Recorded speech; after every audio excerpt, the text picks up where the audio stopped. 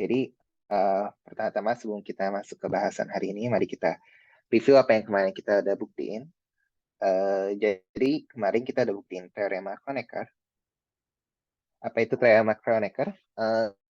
Isinya adalah kalau kita punya sembarang polinomial non-konstan di polinomial ring over F, maka kita punya perluasan E, di mana G ini jadi punya akar. Oke.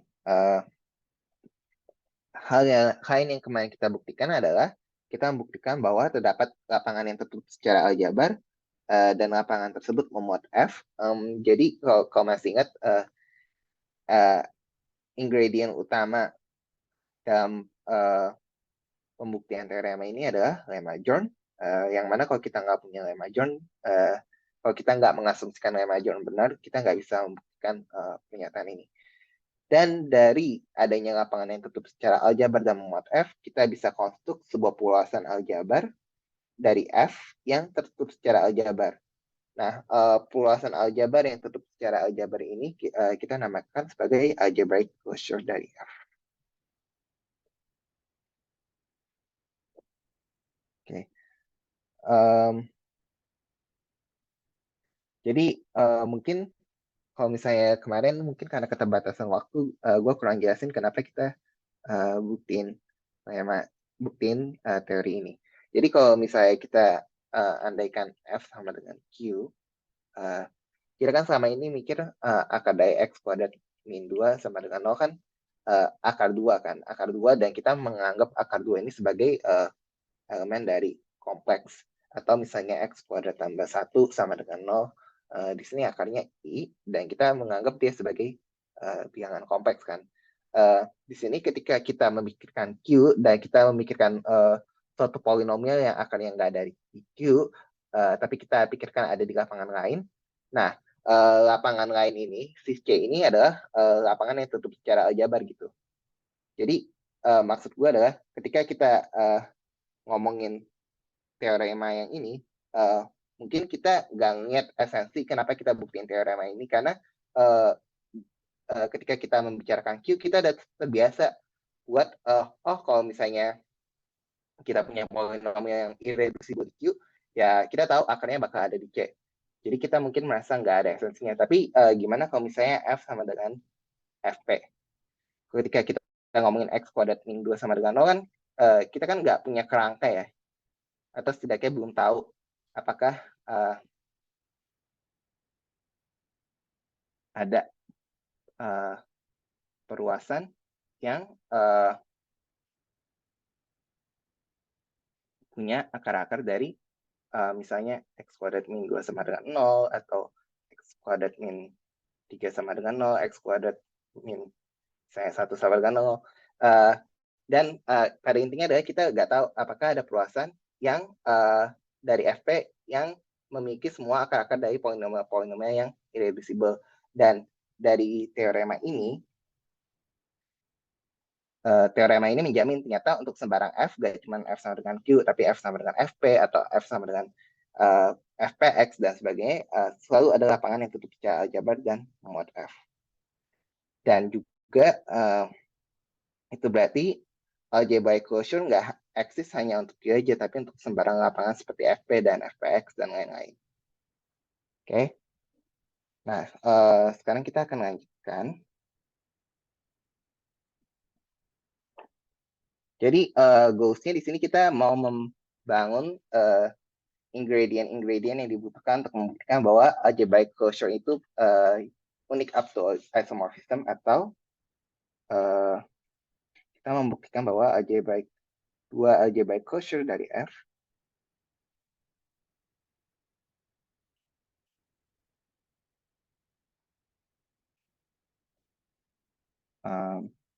itu isomorphic. Itu goals-nya. Jadi sebelum kita membuktikan itu, kita akan membicarakan tentang bagaimana kita memperluas suatu pembendaman ke lapangan yang tertutup secara aljabar. Jadi, misal kita punya sigma FKL ini adalah pembendaman, dan di sini L tertutup secara aljabar.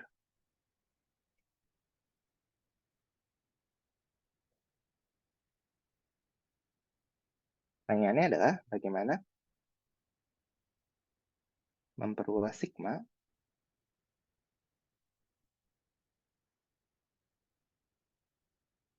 ke sigma prime dari jadi dari F ke L sekarang jadi E ke L dengan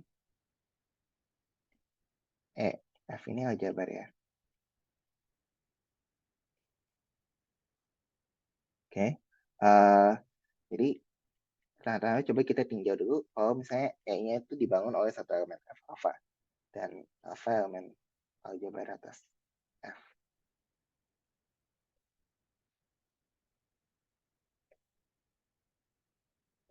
Oke. Jadi untuk memudahkan, mari kita misalkan kita punya PT di mana ini adalah polinomial irreducible yang mana akarnya adalah alpha dan dia merupakan polinomial dengan koefisien di F. Kita misalkan pula beta adalah akar dari P sigma L. Oke.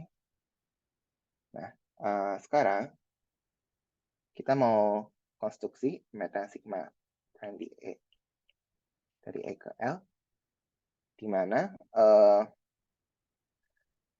alpha ini dipetakan ke beta. Jadi, in general, kita punya G alpha anggota E, karena dia memperluas sigma, maka dia akan dipetakan ke G sigma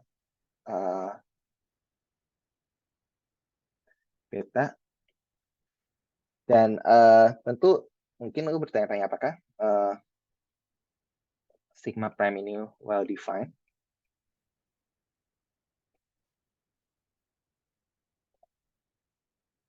Oke, jadi apakah ini field homomorphism itu udah jelas ya. Apakah dia memenuhi sifat-sifat homomorfisme lapangan? Ya. Tapi apakah ini well defined? Karena bisa aja contoh kan bisa aja kita punya G alpha sama dengan F alpha ya. Kita G alpha sama dengan F alpha. Tapi pertanyaannya adalah apakah G sigma beta ini sama dengan F sigma beta? Jadi contoh kalau misalnya lu pakai akar berdua, kan kita tahu misalnya akar 2 kuadrat itu kan sama dengan konstan 2. Pertanyaannya adalah kalau misalnya gue petakan ke akar lain, contohnya ini akar 2 kuadrat, apakah dia tetap sama dengan 2? Di sini kan kebetulan sama, tapi pertanyaannya untuk akar-akar yang lain, dia sama atau enggak gitu kan. Jadi mari kita cek. Jadi kalau misalnya G alpha sama dengan F alpha, itu yang terjadi sebenarnya apa sih? Kalau G alpha sama dengan F alpha, maka sebenarnya G alpha min alpha F alpha ini anggota dari ideal yang dibangun oleh PT. Nah, sorry, kan G alpha, tapi GT sama FT-nya ya. Oke, GT minus FT ini ada di dalam ideal yang dibangun oleh PT. Akibatnya apa? Ketika kita apply sigma ke polinomialnya, kita juga punya G sigma T min F sigma T. Ini juga anggota dari ideal yang dibangun oleh PT. Sorry, P sigma T.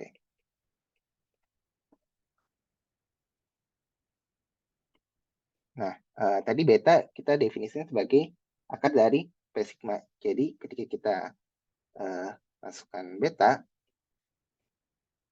dia akan sama dengan 0, sehingga G sigma beta sama dengan F sigma beta.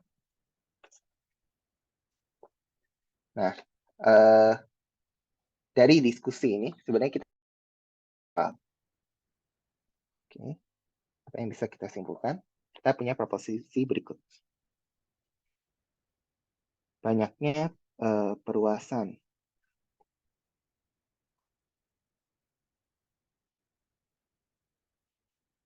sigma F ke L ke pembenaran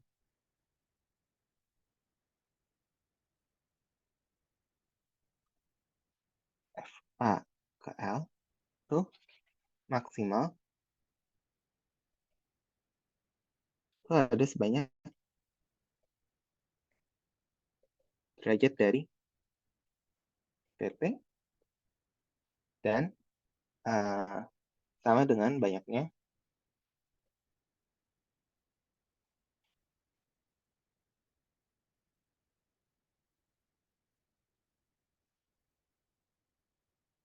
akar berbeda dari P. Oke, karena dari argumen yang kita lihat di sini, kita lihat bahwa kalau kita mau ngedefinisiin sembarang homomorfisme lapangan, supaya dia jadi homomorfisme yang well defined, si elemen alfa ini harus dikirim ke beta, di mana beta ini anggota dari P sigma, akar dari P sigma. Nah, karena beta harus akar dari P sigma, jadi kan kandidat akar yang berbedanya kan paling banyak ada sebanyak derajatnya P sigma kan.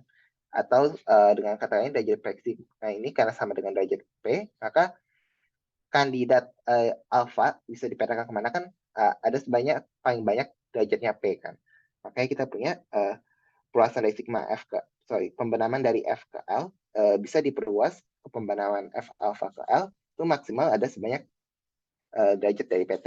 Dan jumlahnya banyaknya perluasan sigma ini eksaknya ini ada sama dengan banyaknya akar yang berbeda dari P.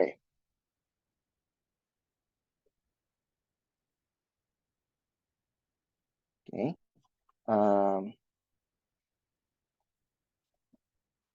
Nah, jadi di sini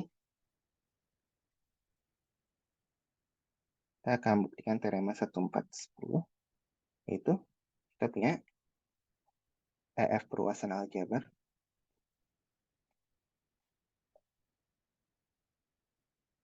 dan kita punya sigma dari F ke L, di mana L tertutup secara aljabar.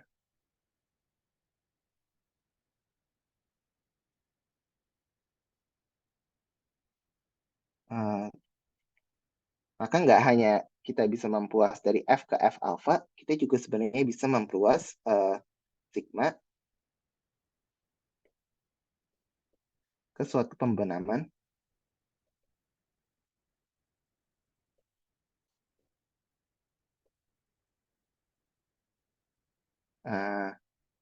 E ke L. Oke. Nah, di sini lagi-lagi kita akan pakai lemma Jorn. Jadi, konstruk pertama S, himpunan yang isinya adalah pasangan lapangan dan pembenaman. Jadi, K ini adalah sub lapangan E. Dan tau adalah perluasan dari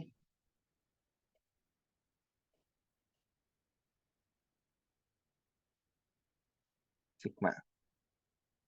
Jadi kita punya tau itu adalah pembenaman dari K ke L.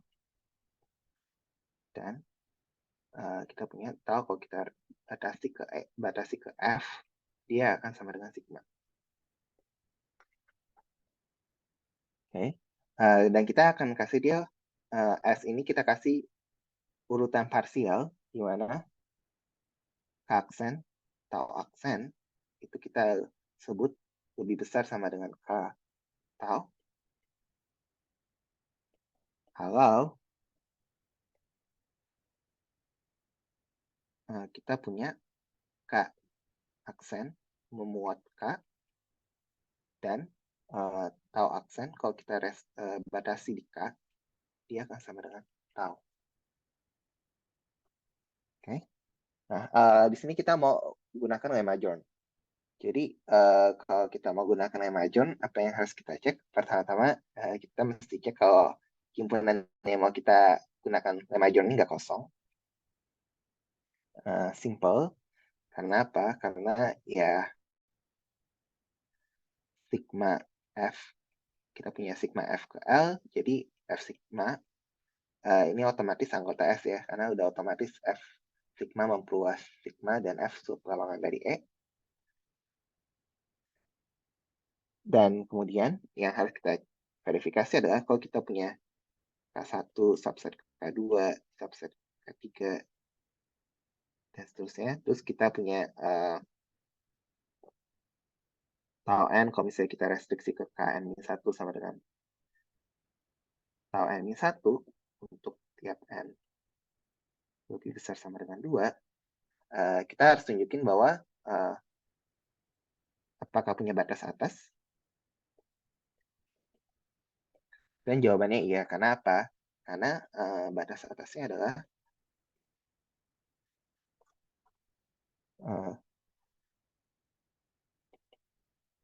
K, di mana dia adalah gabungan dari KI, kemudian tau, di mana kita bisa redefinisikan dia kalau misalnya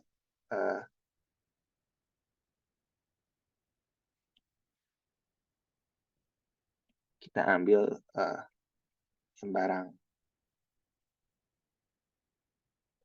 X di K, berarti kan X anggota KI ya, untuk I yang cukup besar.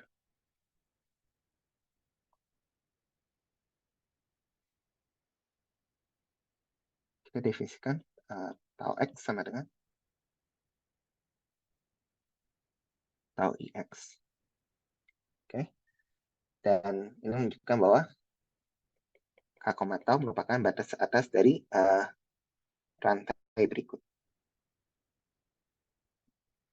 Nah, ini artinya apa? Kita sudah menunjukkan hipotesis Lemma-Jones terpenuhi. Jadi, karena hipotesis Lemma-Jones terpenuhi, kita bisa claim ada elemen maksimal, katakanlah kalau double prime lambda di S. Ini dari aplikasi Lemma-Jones. Nah, biasanya di tipikal argumen kayak gini adalah kita mau nunjukin kalau K double prime sama dengan E, dan kita tunjukin dia dengan kontradiksi. Jadi, asumsikan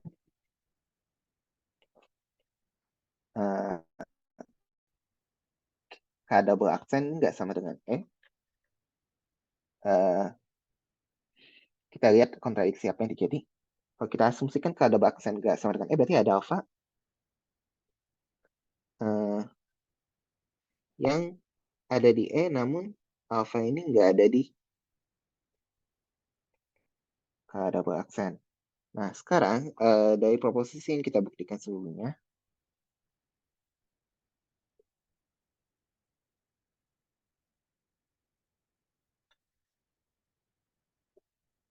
kita punya pembenaman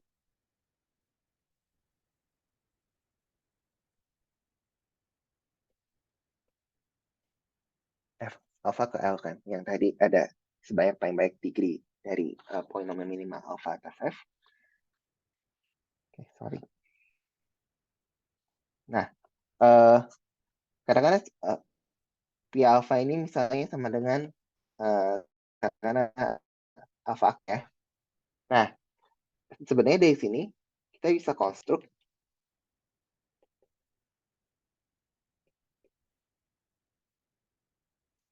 pembenaman C dari K double aksen alpha L, di mana kalau misalnya kita punya, misalnya katakanlah AN alpha pangkat N tambah A1 alpha tambah A0 dengan AI anggota K double aksen, saya bisa buat homomorfisme di mana setiap elemen seperti ini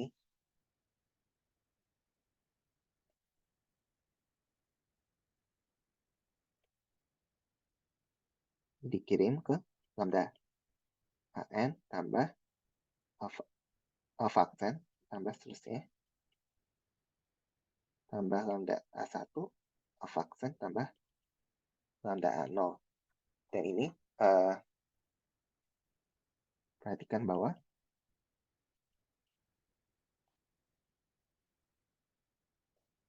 C ini merupakan homomorfisme yang juga memperluas sigma. Sehingga kita punya K-double aksen alpha, C, ini anggota S. Tapi di sisi lain kita punya K-double aksen alpha C ini lebih besar daripada K-double aksen lambda. Dan ini kontradiksi dengan asumsi maksimal yang kita klaim di sebelumnya.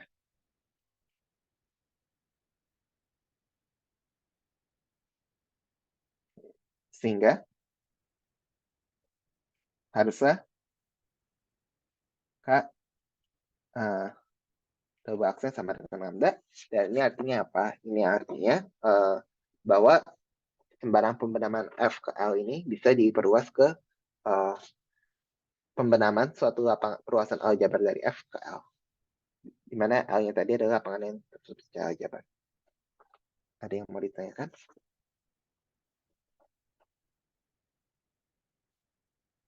Belum. Oke.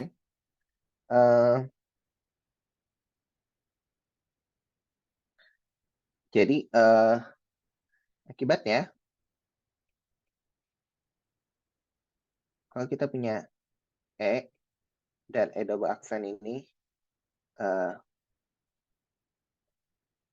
algebraic closure dari F, maka ada tau dari E ke E prime, di mana tau ini adalah isomorfisme. Dan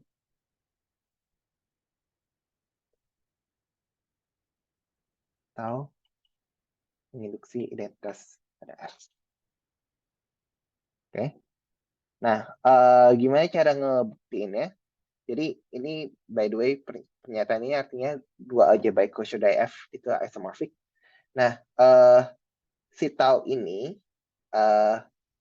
asalnya dari teorema yang kita buktiin bahwa untuk sembarang perluasan aljabar, terus kalau kita punya sigma pembenaman F ke L, kita bisa memperluas sigma ke pembenaman E ke L. Jadi algebraic closure, ingat algebraic closure adalah perluasan aljabar yang tertutup secara aljabar. Jadi kita punya ini perluasan aljabar,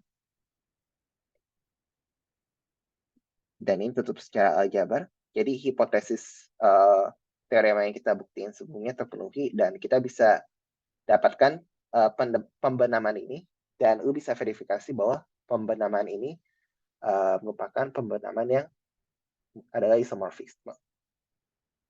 Oke, jadi detailnya bisa lu cek sendiri. Oke.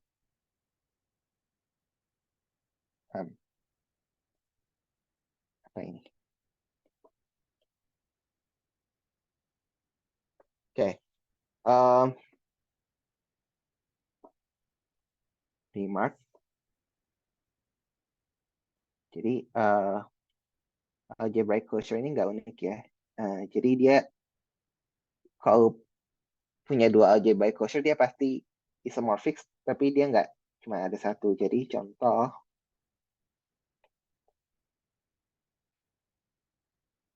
kita punya C adalah algebraic closure dari R.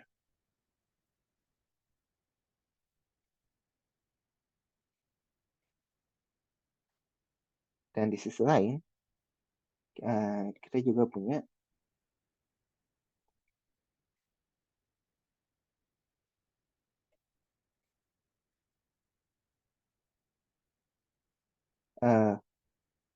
polinomial ring dua variabel mod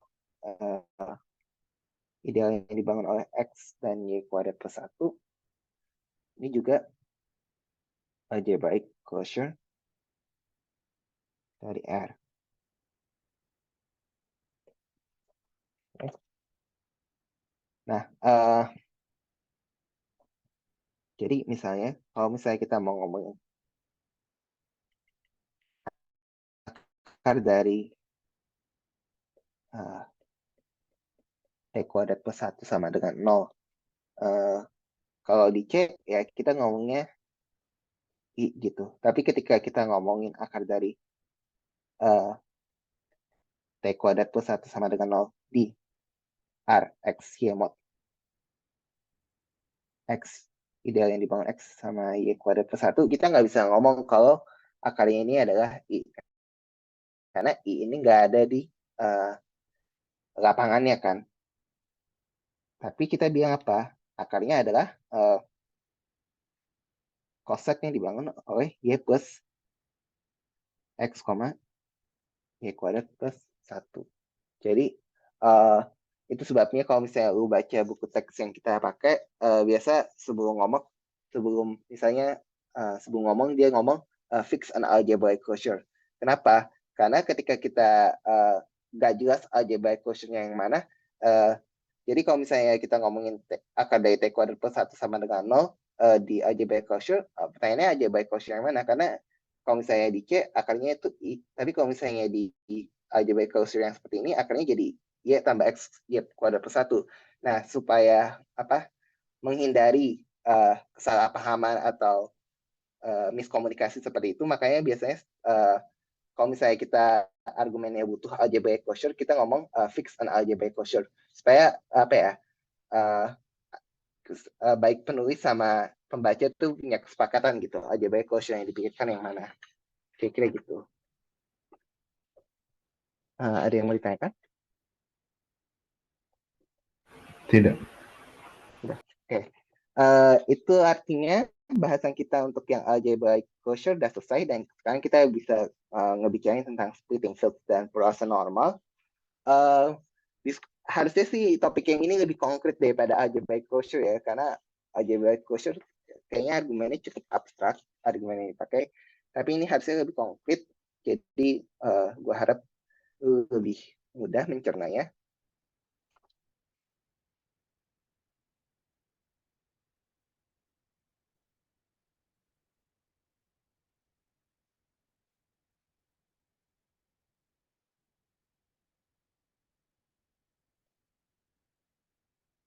Oke.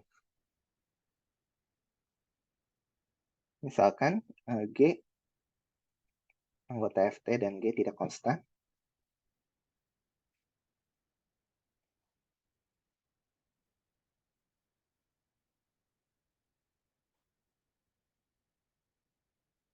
Oke, kemudian kita definisikan splitting field E dari G adalah perluasan E atas F sedemikian sehingga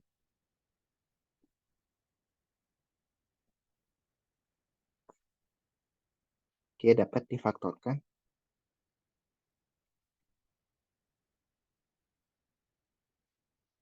menjadi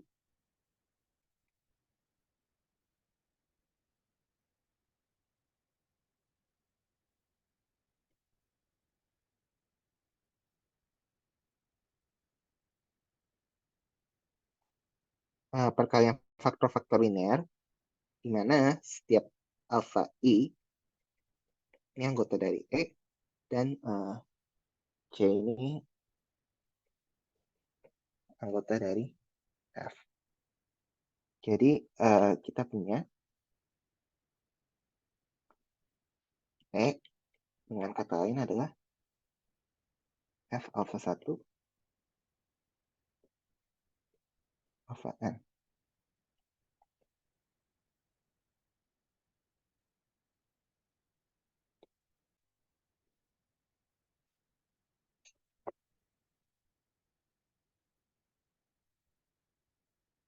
Contoh,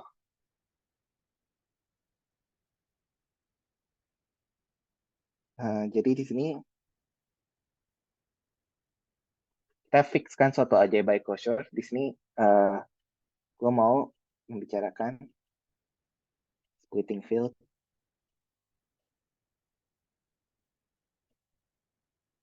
dari T pangkat 3 min 2 atas Q, dan misalkan algebraic closure yang kita pakai ini adalah Q bar yang subset dari C ya. Jadi bilangan yang biasa kita pakai. Oke. Jadi gimana caranya kita mencari splitting field dari T pangkat 3 min 2 sama dengan 0 di Q. Pertama kita list dulu akarnya di C. Akar dari T pangkat 3 min 2 itu adalah akar pangkat 3 dari 2, akar pangkat 3 dari 2 omega, dan akar pangkat 3 dari 2 omega kuadrat. Di mana omega ini adalah, kalau misalnya di C, kita biasa tulis eksponen 2pi per 3. Oke. Nah, jadi kalau misalnya kita ngikutin definisi ini, kita punya ini sama dengan I akar pangkat 3 dari 2, akar pangkat 3 dari 2 omega, akar pangkat 3 dari 2 omega kuadrat.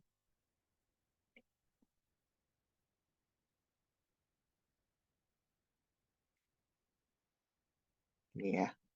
Nah, sebenarnya kita mungkin bisa sederhanain lagi cara penulisannya. Kenapa? Karena kita punya omega yang mana sama dengan akar pangkat 3 dari 2 omega per akar pangkat 3 dari 2 itu harus merupakan anggota dari E ya, karena E lapangan, dan ini anggota E, dan ini anggota E. Nah, jadi kita bisa tulis E sebagai Q akar pangkat 3 dari 2 dan omega. Apakah kita bisa tulis dia sebagai perluasan yang dibangun oleh satu elemen? Jawabannya adalah bisa. Ini merupakan konsekuensi dari teorema elemen primitif. Tapi sebenarnya untuk tujuan sekarang, kita nggak terlalu perlu untuk melakukan hal itu. Jadi, gue nggak akan coba cari pembahasannya. Nggak akan tulis pembahasannya sekarang. Anyway, kalau bertanya-tanya apakah omega kuadrat bisa dituliskan sebagai kombinasi linear dari omega,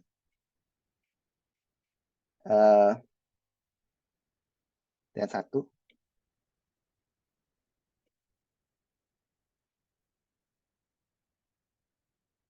Oke, jawabannya adalah bisa.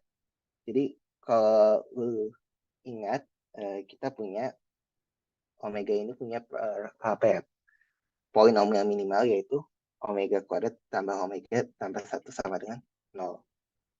Yang artinya omega kuadrat sama dengan min omega min 1. Dan kenapa penting buat mengenali bahwa omega kuadrat ini sama dengan min omega min 1? Karena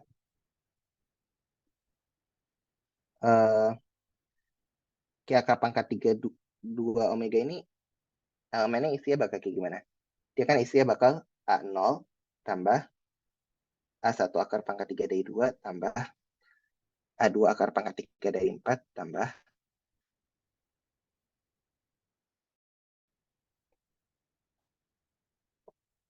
A3 omega tambah A3 omega akar A4 omega akar pangkat 3 dari 2 tambah A5 omega akar pangkat 3 dari 4. Nah, kalau lu nggak mengenali ini, lu mungkin akan berpikir bahwa dia mesti ditambah lagi A6 omega kuadrat akar pangkat 3 dari 2 tambah A7 omega kuadrat akar pangkat 3 dari 2 tambah A8 omega kuadrat. Dan lu mungkin akan terjebak berpikir bahwa dimensinya tuh 9 karena dia basisnya kan 1, 2, 3, 4, 5, 6, 7, 8, 9 ya. Padahal kita punya relasi omega kuadrat min omega min 1. Jadi sebenarnya yang Weierstrass ini dia nggak perlu. Karena si omega kuadrat bisa direpresentasikan sebagai min omega min 1.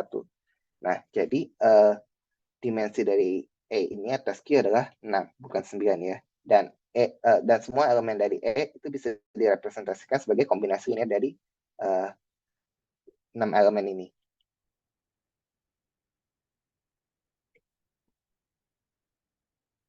Ada yang mau ditanyain?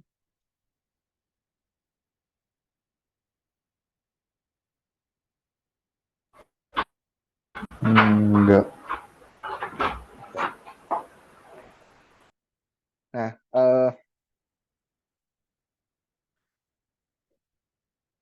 gue udah ngomongin contoh, tapi seharusnya gue buktikan ini dulu. Kita misalkan E splitting field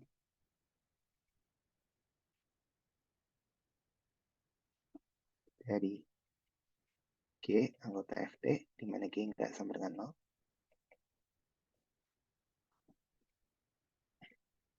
K splitting field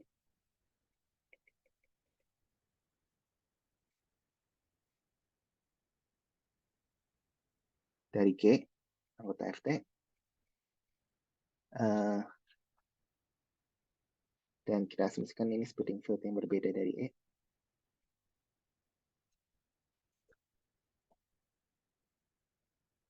Maka ada isomorfisme sigma dari K ke E, di mana sigma ini menginduksi identitas di F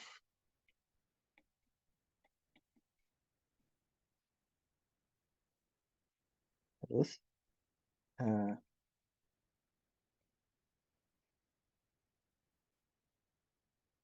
kalau kita punya E, ini kan dia pasti termuat dalam satu algebraic closure ya, dan kita fixkan algebraic closure-nya itu F bar, maka image pembenaman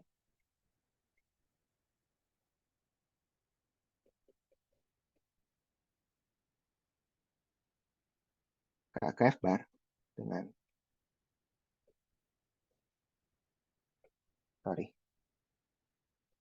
restriksinya di F itu identitas, itu harus adalah E. Jadi di sini E dan K splitting field yang berbeda. Bisa aja E termuat dalam algebraic closure yang dinamakan F bar, tapi K dia termuat dalam algebraic closure yang namanya F double, misalnya F aksen bar ya. Jadi algebraic closure yang berbeda walaupun sama algebraic closure dari F. Tapi kalau misalnya kita konstruk pembenaman varpy K ke F bar, dia image-nya ternyata harus adalah E. Itu karena E dan K ini sama-sama splitting field dari G di FT. Jadi mari kita buktikan.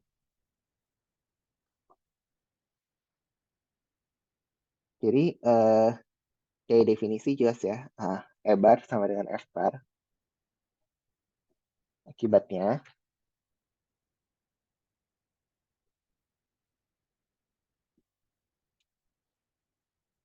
tadi kita ada buktiin kalau misalnya suatu pembenaman dari F ke F bar ke lapangan yang tutup secara aljabar bisa diperluas ke sembarang perluasan aljabar. Akibatnya apa? Kita punya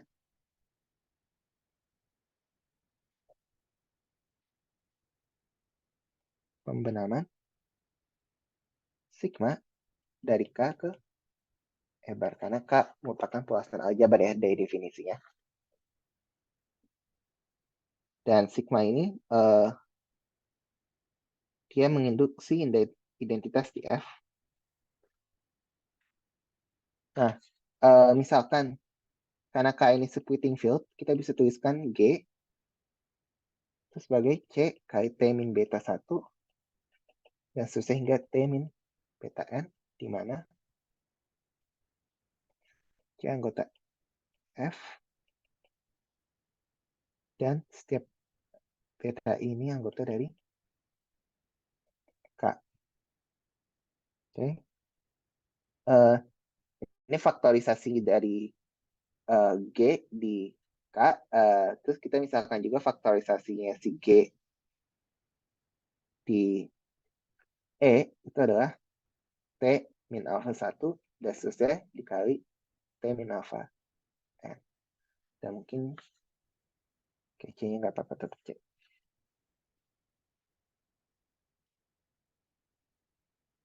Ini C-nya anggota F dan alpha I anggota dari E ya.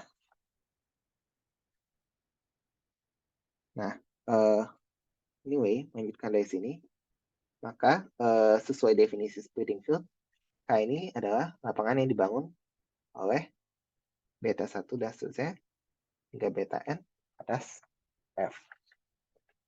Sekarang, jika kita kenakan sigma ke GT, kita dapat bahwa G sigma T ini akan sama dengan C kali T minus sigma beta 1 dan seterusnya hingga T minus sigma beta N. Di satu sisi, karena G menginduksi identitas pada F, dan koefisien-koefisien dari G ini anggota F semua, G sigma T sama dengan GT.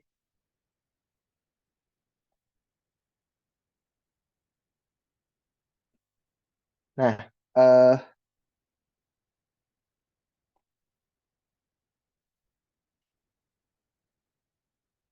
di sini artinya apa?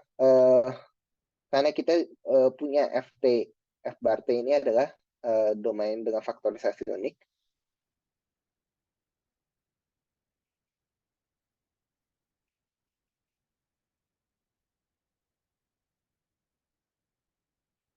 Atau biasa dikenal dengan sebutan UFD, maka sigma beta 1, sigma beta N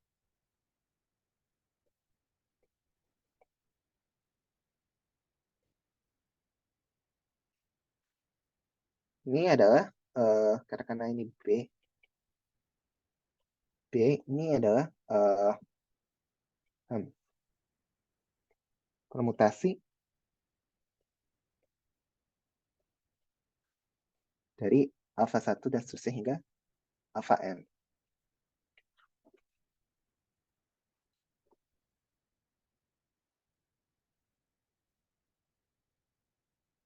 Itu artinya apa? Karena si sigma beta 1 dan seterusnya hingga sigma beta N ini adalah permutasi dari alpha 1 hingga alpha N, kita punya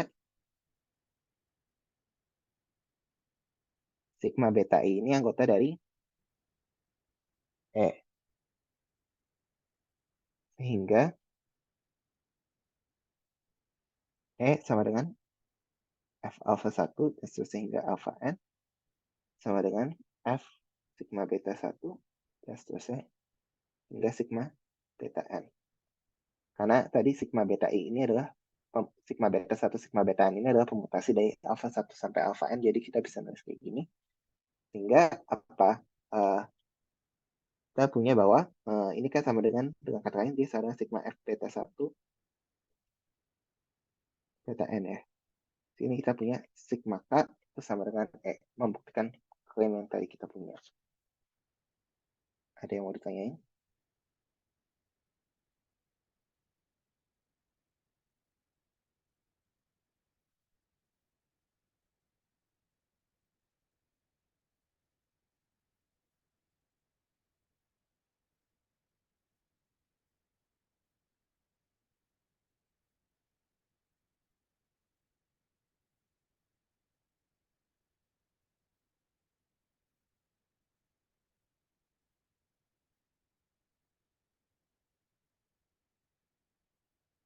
Oke.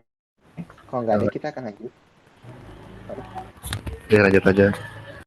Mhm.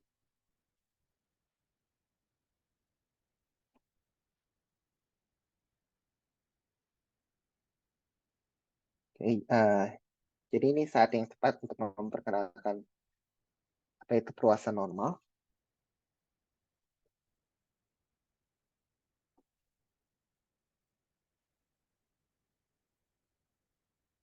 Misal E adalah perluasan aljabar atas F.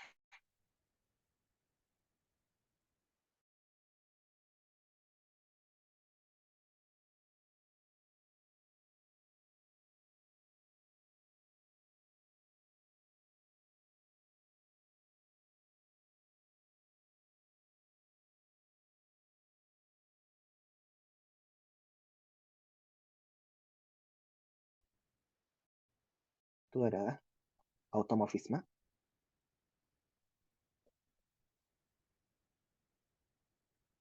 dari E. 2, E adalah splitting field dari keluarga polinomial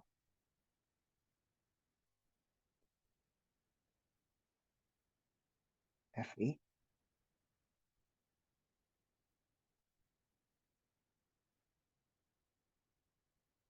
3,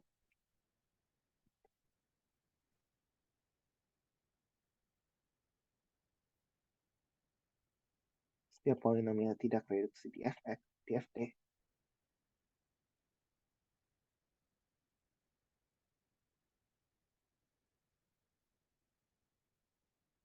memiliki akar di E.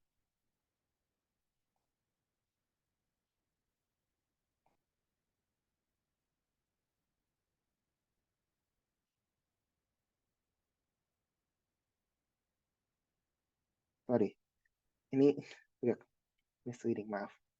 Setiap polinomial tidak reduksi di Ft yang memiliki akar di E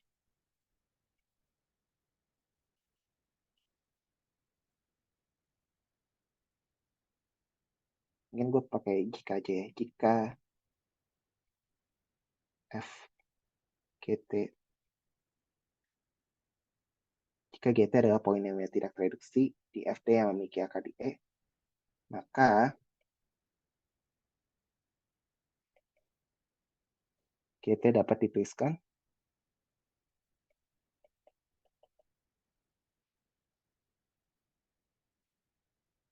dalam bentuk seperti ini.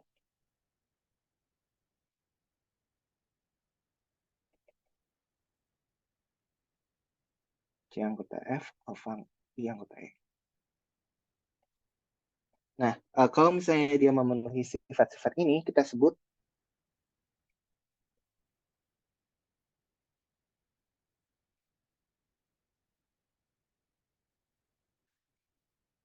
E perluasan normal atas F.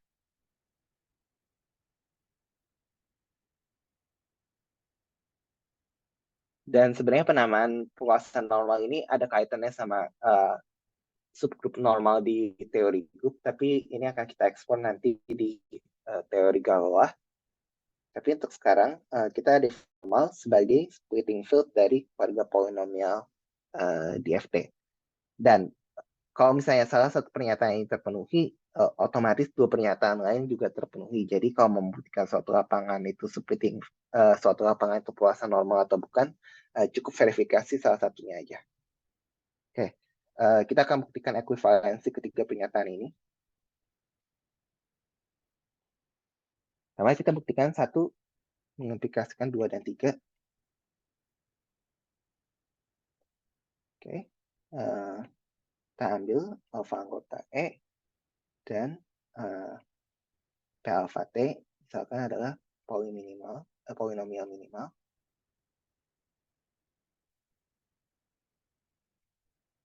Alfa di Ft. Kita punya isomorfisme berikut, di mana F alfa isomorfis dengan Ft mod P alfa T. Dan kalau kita misalnya punya beta, akar lain dari P alpha T di E.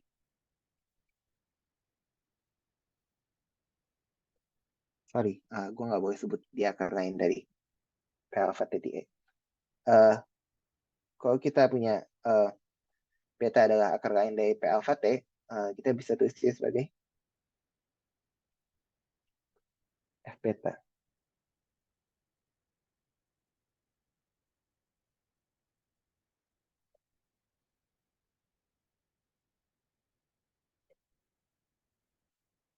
Oke. Nah, di sini kita punya isomorfisme. Kalau kita singkat, kita punya isomorfisme F alpha dan F beta. Nah,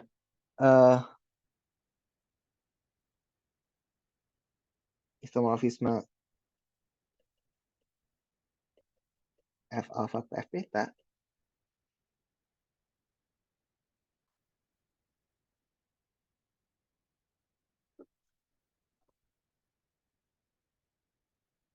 bisa diperluas ke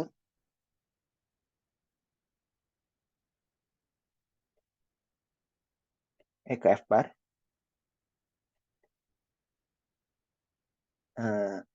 Gimana cara memperluasnya?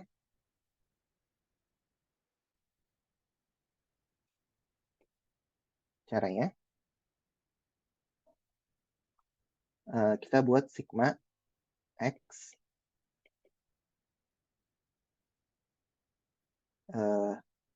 dia basically X, kalau X ya bukan anggota F alpha.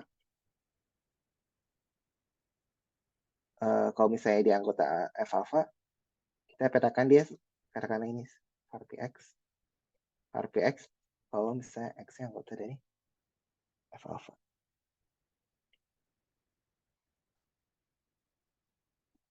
Oke, kita punya image dari sigma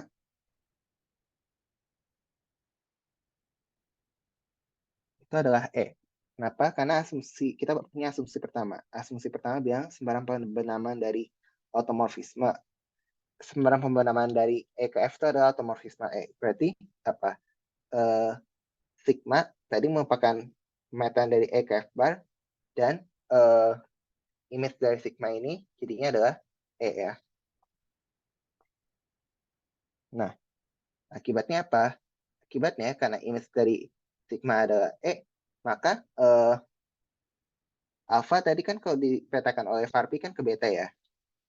Berarti apa?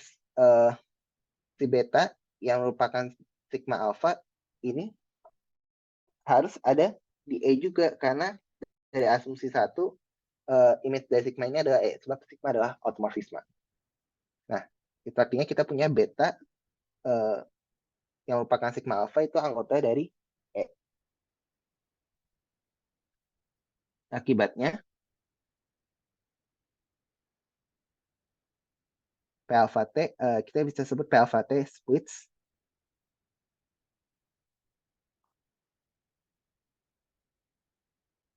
di E dan ini berlaku untuk setiap alpha. Dan ini berlaku untuk setiap alpha di E sehingga kita ada membuktikan bahwa satu mengimplikasikan dua. Dan sebenarnya di argumen yang kita pakai buat membuktikan satu mengimplikasikan dua, ini juga ada menunjukkan bahwa satu mengimplikasikan tiga. Karena tadi tiga apa? Tiga bilang kalau kita punya GT polinomial tidak reduksi di FT yang memiliki akar di E, maka GT dapat dituliskan sebagai min alpha 1 sampai alpha n. Di mana alpha I anggota E, C anggota F. Dan kita sudah membuktikan alpha I anggota E di argumentasi yang kita pakai buat buktiin satu mengimplikasikan dua dan tiga.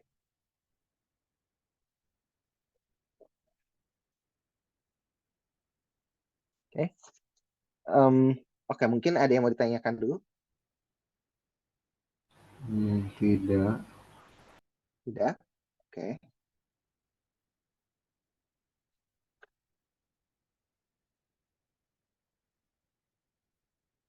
Nah, kita akan tunjukkan dua mengimplikasikan satu.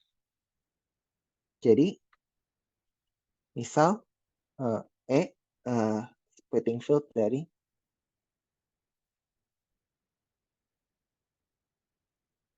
Fi dan sigma dari E ke F bar adalah pembenaran.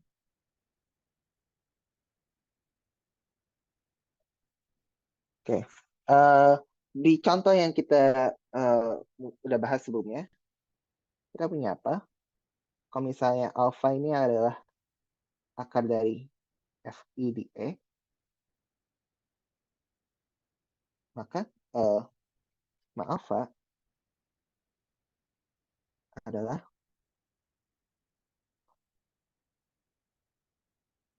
akar dari sigma Fi. Dan karena koefisiennya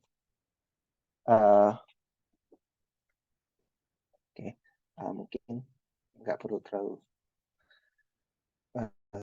jelas. Kita punya alpha akar dari Fi di E dan sigma alpha adalah akar dari sigma Fi di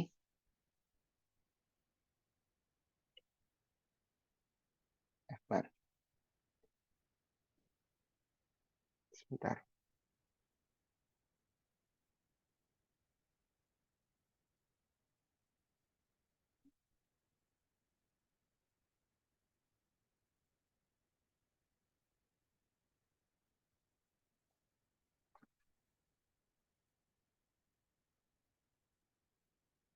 Oke. Mungkin di sini harusnya gue fixkan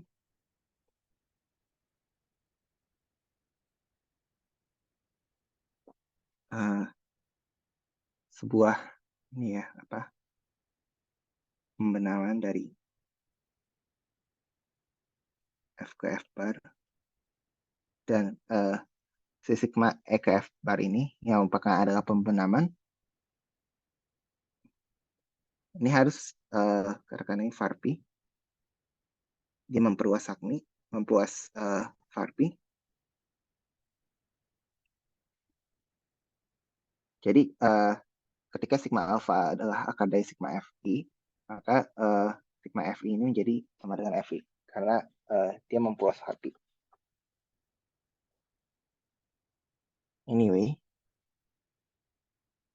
kita punya E splitting field dari Fi. Artinya apa? Karena sigma alpha adalah akar dari Fi juga, maka sigma alpha harus anggota dari E. Sehingga sigma automorfisme dari E. Karena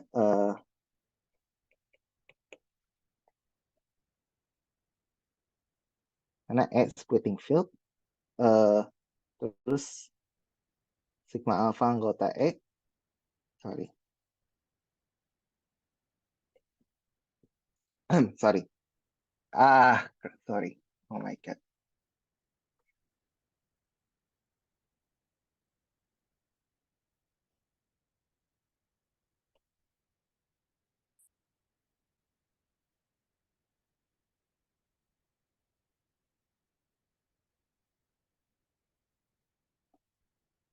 Oke, kita lanjutkan.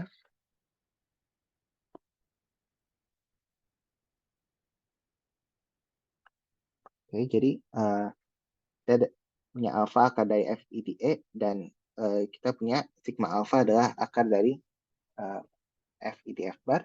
Dan asumsi kita punya E splitting field dan karena sigma alpha adalah akarnya, artinya apa? Sigma alpha anggota E. Yang artinya image dari alpha ada di E, sehingga ini menunjukkan bahwa image dari sigma ini merupakan anggota dari E, artinya sigma merupakan automorfisme.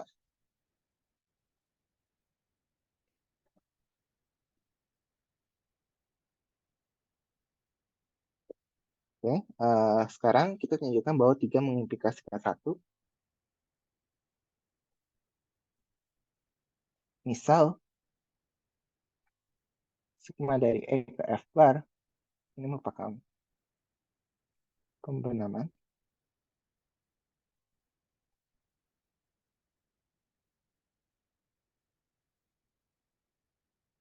F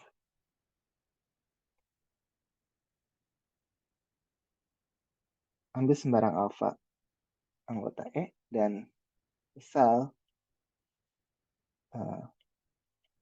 PT adalah polinomial minimal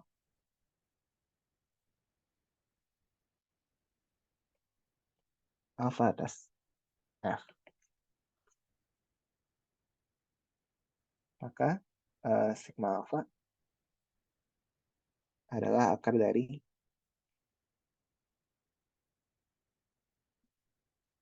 P sigma. Namun kita punya PT ini sama dengan P sigma. Kenapa? Karena PT anggota dari FP.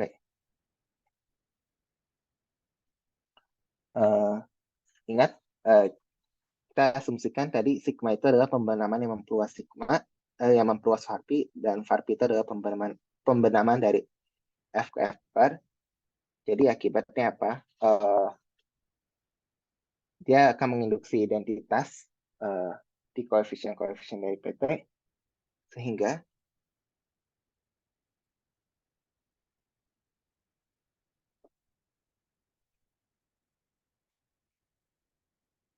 sigma alfa akar dari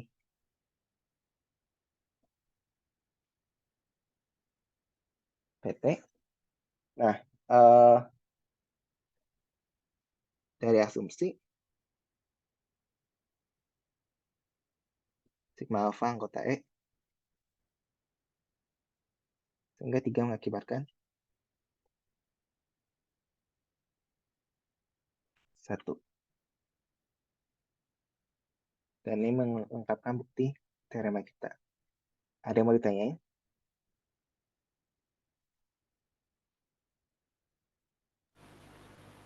Tidak. Oke. Entah kenapa gue merasa penjelasan yang gue buat agak nonsense. Jadi mungkin gue ada salah ngomong atau salah bicara, tapi mungkin kesalahan gue adalah tadi gue nggak ngefixin pembenaman F dari awal. Harusnya gue ngefixin dan mungkin ada error-errornya. Jadi tolong mungkin diperhatikan lagi. Tapi esensi argumennya begitu. Anyway,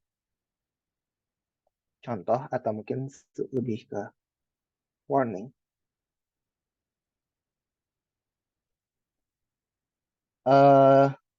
Perluasan normal. Jadi ingat kita sempat definisiin apa itu perluasan unggul, dan kita punya bahwa perluasan normal ini tidak unggul. Kenapa perluasan normal ini nggak unggul?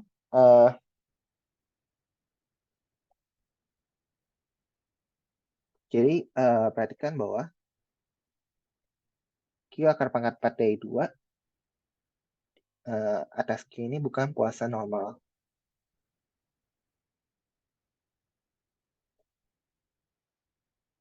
Well, kenapa? Karena polinomial minimalnya ini adalah T pangkat 4 min 2 sama dengan 0. Dan T pangkat 4 min 2 akar-akarnya ada siapa aja? Ada akar pangkat 4 dari 2, ada akar pangkat 4 2i, ada minus akar pangkat 4 dari 2, ada minus akar pangkat 4 dari 2i. Nah, perhatikan bahwa Q akar pangkat 4 dari 2 nggak muat akar pangkat 4 dari 2 dikali. Jadi makanya dia bukan perluasan normal. Nah, di sisi lain,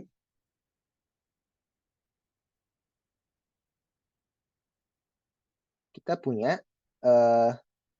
menara sebagai berikut. Q akar pangkat 4 dari 2, terus ada Q akar 2, terus ada Q. Nah, Q akar 2 atas Q itu perluasan normal. Kenapa? Karena Q akar 2 atas Q merupakan splitting field dari T kuadrat minus 2.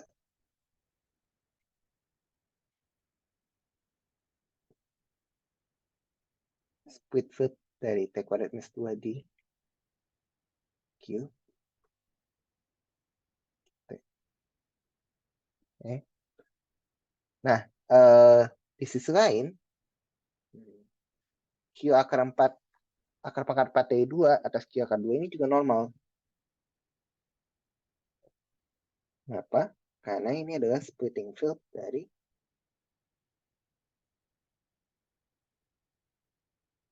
X, dari T kuadrat minus akar 2. Di sini akar 2 boleh dipakai sebagai konstanta karena di sini gue memandang dia sebagai splitting field atas Q akar 2. Dan akar 2 ini anggota dari Q akar 2.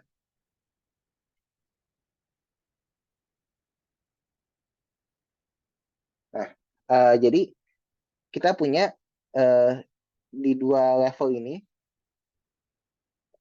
dia normal. Tapi secara keseluruhan, dia nggak normal. Dan ini melanggar sifat pertama dari perluasan unggul. Sehingga apa? Sehingga kita bisa simpulkan bahwa perluasan normal ini nggak memenuhi sifat perluasan unggul.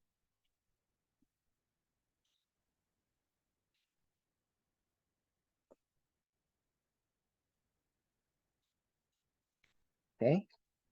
Nah, mungkin gue mulai di sini. Ya. Latihan. Jadi mencari splitting field ini adalah latihan yang bagus untuk membuat Anda semakin paham tentang apa itu splitting field. Jadi coba cari splitting field dari polinomial berikut. Pertama, T pangkat 4 min 2 atas Q. Kedua, T kuadrat plus 1 dan T kuadrat plus 2 dikali T kuadrat min 2 atas Q. Maksudnya yang kedua ini adalah, jadi T kuadrat plus 1 mesti dapat difaktorkan sebagai perkalian faktor-faktor linear di splitting field-nya, dan juga T kuadrat plus 2 dikali T kuadrat min 2 juga harus bisa difaktorkan sebagai perkalian faktor-faktor linear di splitting field-nya. Dan tentunya pertanyaannya adalah, degree splitting field-nya berapa?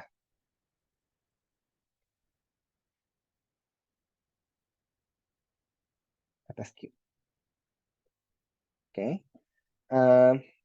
Kemudian bisa juga tolong dilakukan latihan yang sama untuk T pangkat 4 min 2 atas F7.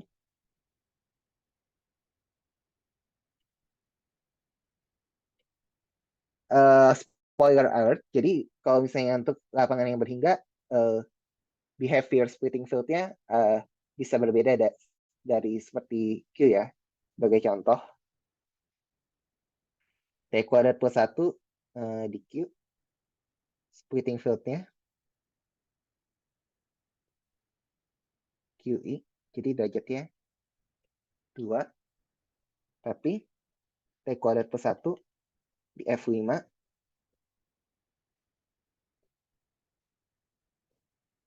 splitting field-nya adalah F5. Kenapa? Karena T kuadrat plus 1 ini reducible di F5. Dia bisa ditulis sebagai sebagai berapa ya?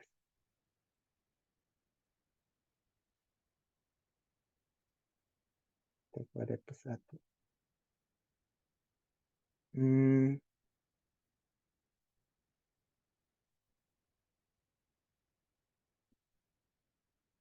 Ya, T plus 2 dikali T min 2. Karena ini F5 ya.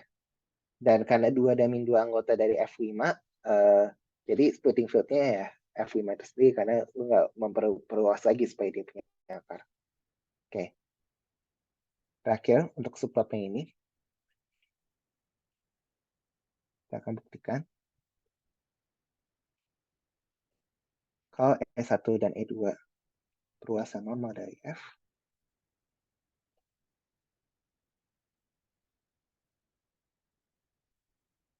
dan remote dalam F bar,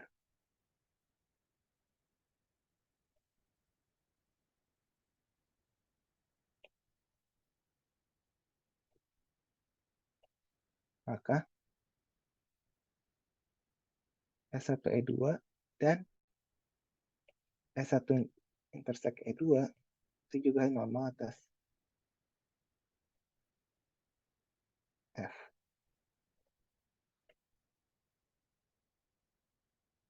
Jadi nggak semua sifat unggul dilanggar, ada juga sifat-sifat yang dipenuhi.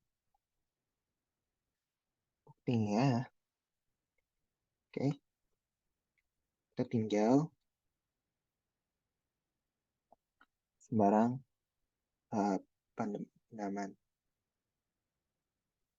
sigma S1E2 ke F bar, maka image dari sigma S1E2 ini dari sifat automorfisme bisa kita tuliskan sebagai sigma S1 dikali sigma E2 ya. Tapi dari kenormalan S1 dan E2 kita tahu image-nya adalah masing-masing S1 dan E2. Serupa untuk S1 irisan E2,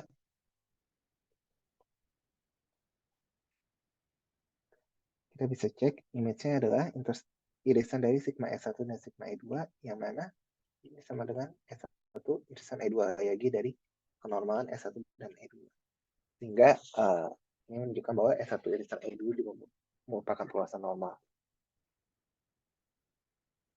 Oke, itu mengakhiri bahasan kita pada subbab perluasan normal. Adakah yang mau ditanyakan?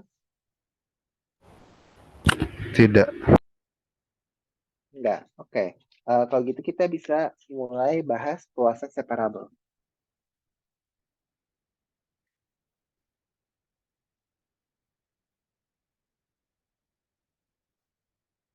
Perluasan separabel ini mungkin agak asing ya, karena kalau misalnya kita berbicara lapangan-lapangan yang biasanya kita bicarakan, semua perluasan separabel. Jadi mungkin agak nggak make sense kita mendefinisikan perluasan separabel di saat sifat-sifat ini kesannya selalu terpenuhi gitu. Tapi pada kenyataannya adalah ada perluasan-perluasan yang sebenarnya sifatnya nggak separabel. Nanti kita akan bahas, tapi pertama mari kita karakterisasi dulu apa itu perluasan separabel. Mungkin dengan definisi yang sedikit abstrak. Misalkan lagi-lagi E adalah perluasan aljabar dari F.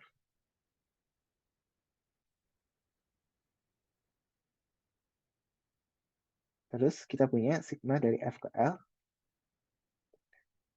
Ini adalah pembenaman dari F. Mungkin lebih baik ini F bar aja ya, karena gue butuhnya algebraic closure. F ke algebraic closure F bar.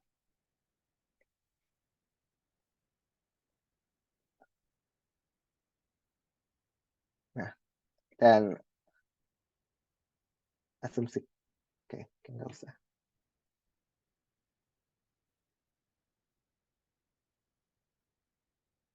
Oke, misal S sigma adalah himpunan pembenaman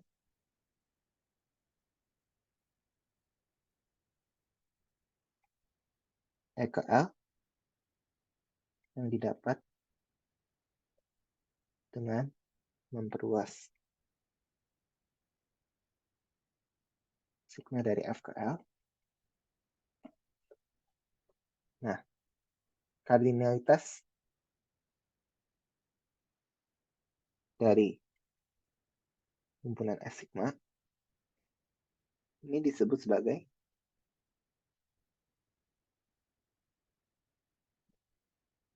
derajat separabel. Oke, gue nggak tahu gimana cara bacanya, karena gue bahkan nggak yakin ini terjemahan yang tepat, tapi anyway, derajat separabel dari E atas F.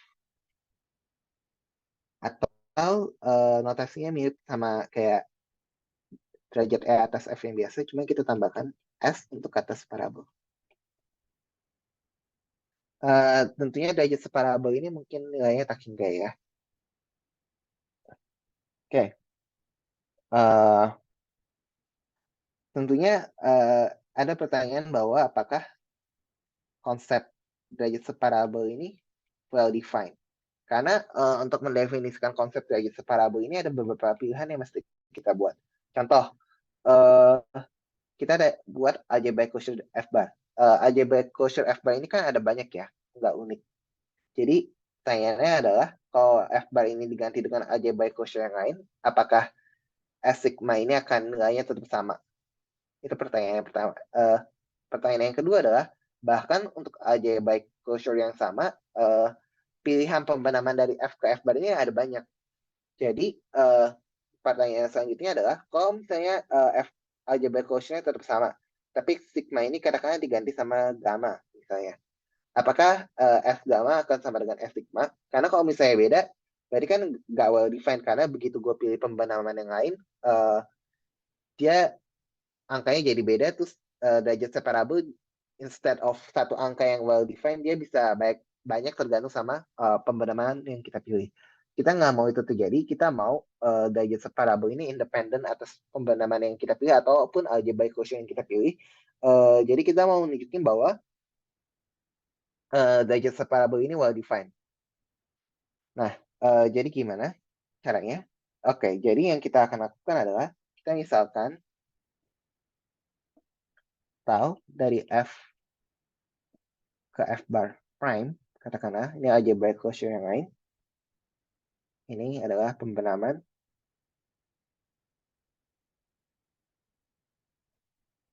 dari F ke algebraic closure F bar prime. Di sini bisa aja dia sama, bisa aja dia beda, tapi yang penting dia tahu ini adalah pembenaman yang berbeda. Nah, kita klaim bahwa S sigma sama dengan S tau. Ini by the way sama dengan ini kardinalitas dari S sigma ini dan kardinalitas dari S tau ini adalah derajat separabel. Kalau kita bisa buktiin derajat separabel ini well defined. Oke. Jadi tinggal diagram berikut.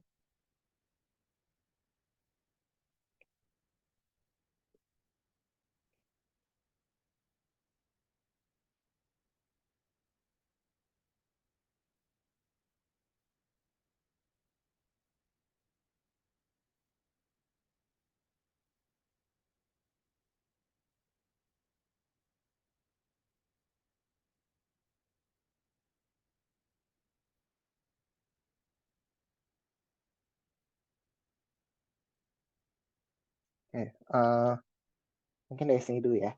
Jadi kita punya ini isomorfisme dan isomorfisme ya. Jadi khususnya kita punya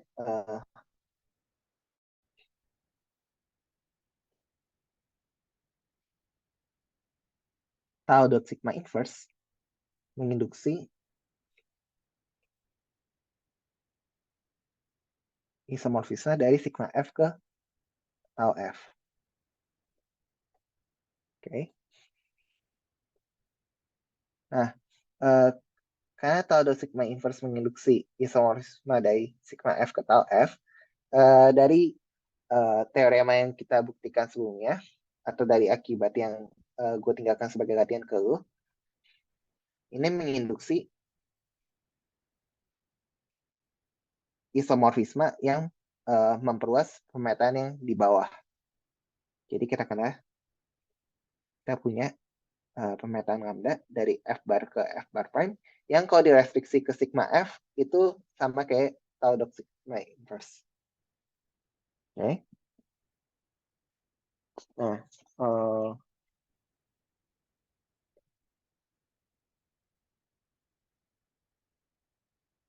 sekarang kita misalkan sigma bintang ini anggota dari sigma. Jadi sigma bintang kalau kita restriksi ke F, dia akan sama dengan sigma ya. Sesuai definisi dari S sigma. Nah, di sini kalau kita ikutin flow diagramnya, kita akan dapat pemetaan dari E ke F prime bar. Yang mana dia akan komutatif seperti berikut. Jadi kita punya diagram komutatif di sini. Lambda dot sigma bintang. Dan kita klaim bahwa lambda dot sigma bintang ini adalah perluasan dari pemetaan tau. Dan ini argumen yang cukup simpel. Kenapa? Karena lambda dot sigma bintang ketika kita terapkan ke F, dia akan menjadi lambda dot sigma F. Kenapa? Karena tadi ingat restriksi dari sigma bintang di F adalah sigma. Dan lambda itu kita lihat dia apa? Kalau kita restriksi ke bawah, dia adalah tau dot sigma inverse. Jadi kita punya tau dot sigma inverse dot sigma F. Yang mana dia jadi tau F. Sehingga terbukti bahwa lambda dot sigma bintang, kalau kita restriksi ke F, dia akan sama dengan kayak tau.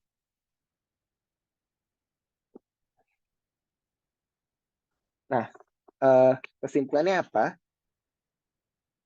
Kita udah definisiin pemetaan yang well defined dari S sigma ke S tau, di mana tadi kita punya pemetaannya adalah sigma bintang. Ini kalau misalnya kita terapkan lambda sigma bintang, ini merupakan anggota dari F tau. Di sisi lain, kita juga bisa, karena ini fungsi F, definisikan fungsi G dari S tau ke S sigma, di mana kalau kita punya tau bintang, kita definisikan lambda inverse dot tau bintang. Ini juga anggota dari S sigma dengan penjelasan yang sama kayak tadi. Nah, kita punya G dan F saling inverse. Yang itu artinya mereka bijektif. Sehingga kita punya bahwa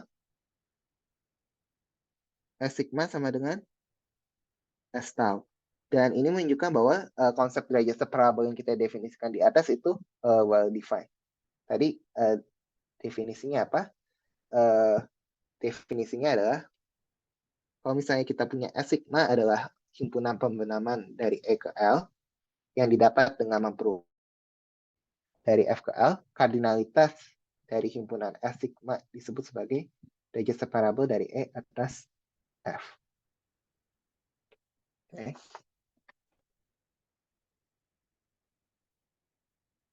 Dan teorema terakhir sebelum kita akhiri pertemuan hari ini.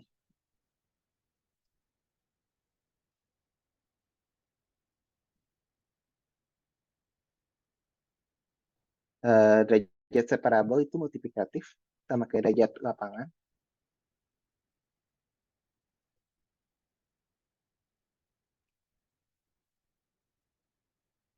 Jadi kalau kita punya K kecil subset dari F, sorry, mungkin lebih baik seperti ini.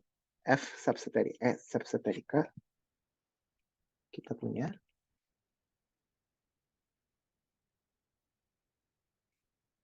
derajat separabel dari K atas F sama dengan derajat separabel dari K atas E dikali derajat separabel dari E atas E. Dan kalau E adalah perluasan berhingga atas F,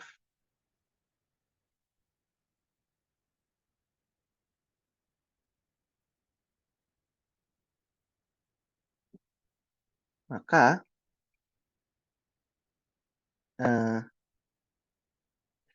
kita punya juga berhingga, dan derajat separabel E atas F itu sama dengan derajat E atas F.